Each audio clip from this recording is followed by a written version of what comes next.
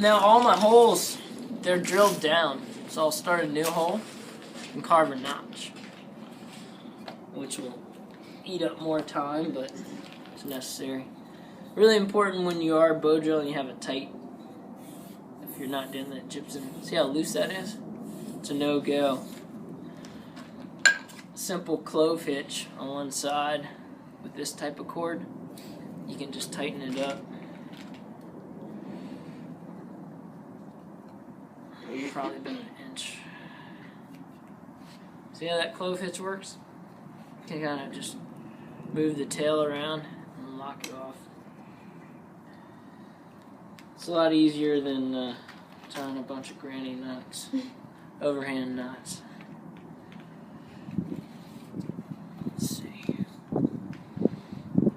Also, if your bow bends a little bit, it can take the pressure off your string. So sometimes people make bows that are actually like little, little bows you can shoot with. Work well. The basic form is most people do this. They put foot in the middle. You've got your handhold, and you just go to town, stroke them back and forth. I'm kind of pitching my thumb and my finger on the string. You don't have to hold it very tight.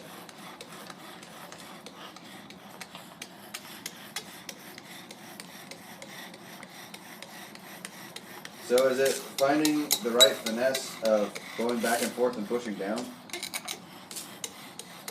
Yeah, I mean, when you're burning a hole, you don't have to really start that hard. You just warm it up. It's like anything, if you go too fast at first, you burn your arm out. Yeah. So it's like sawing or whatever, you just get nice and slow to burn in your hole. My hole is a little close to my edge of my fireboard here.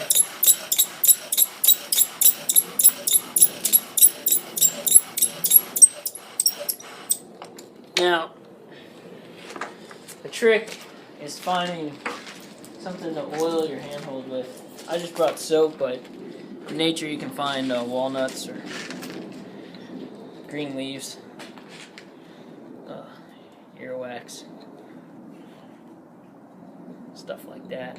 I also picked a piece of wood that is a real dense tropical wood.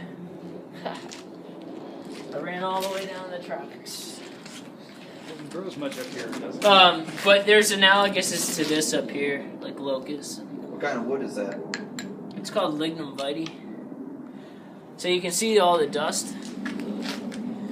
And as long as you got black dust, you know you're close. It's a little close to my edge of the wall. I usually like it a little further in.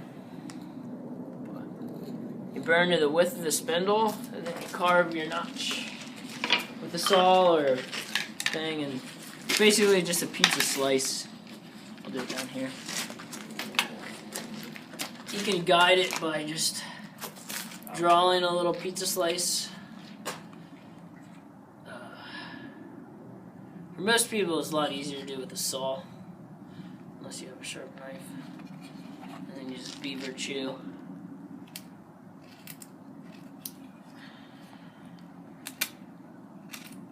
Right? Pretty simple, right? And what's the notch for? The notch basically collects all the dust? Yeah, the burning hot dust from the wood rubbing against itself. And collects it. So you want a softer wood for the board than the drill most of the time then? Yep, but again, if it's rotted or too soft, the drill will drill right through it. So.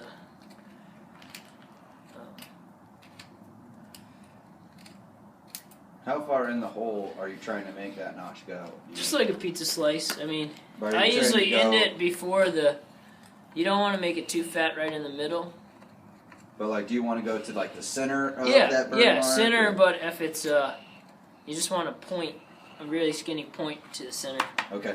I usually do a little more U-shaped, but that's not always the best way to do it.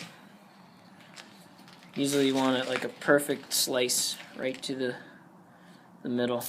Now if you have too much taken out of the middle or the walls, it can cause a problem. Like whoever did this one of the kids did that. Your spindle can blow out, so. Just think pizza slice, you shouldn't go wrong. There's sure a bunch of YouTube videos you can watch on how to carve a notch, but you basically carve one that works.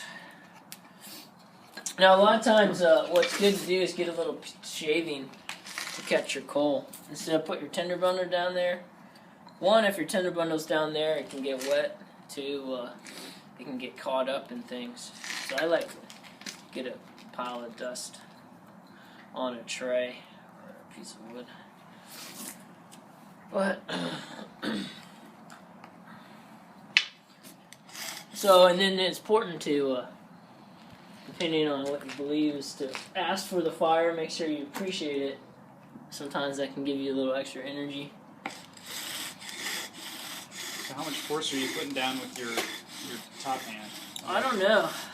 It's a good question. Like a lot of force, or just really trying to hold it still? It's more important to hold it still. Because you want that turn too, so if you put too much force, it's not going to turn. Yeah. It's just a balancing act. You get the feel.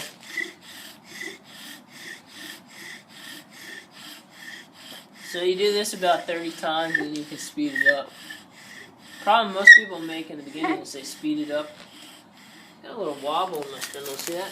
Mm-hmm. Most people speed it up to start off and they burn out all their energy. It's like the young guy trying to get the girl, you know? Or whatever. Slow and steady.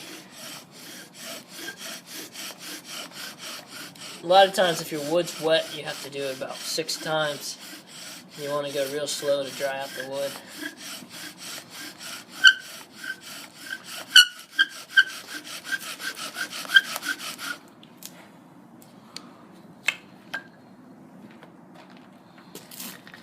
So hopefully, if everything works right, you get a burning ember in there. You got your tender bundle nearby, hopefully.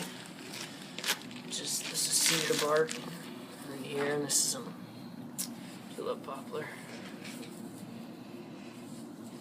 You want to let that burn for 30 seconds at least to spread. It's like a charcoal grill. Don't let the charcoal all catch, you just have a little coal. And it also solidifies it into one. Tender bundle is nice grass or bark that's fluffed up but packed together. It's like a bird nest. Yeah, exactly. You get this going. Now, if you got rain or anything, you can keep it all under cover of your jacket. So you actually do the bow drill under cover. Your body's your umbrella. Yeah, but it's another class. And you can either blow it or fan it in the wind. Blowing's a little more direct.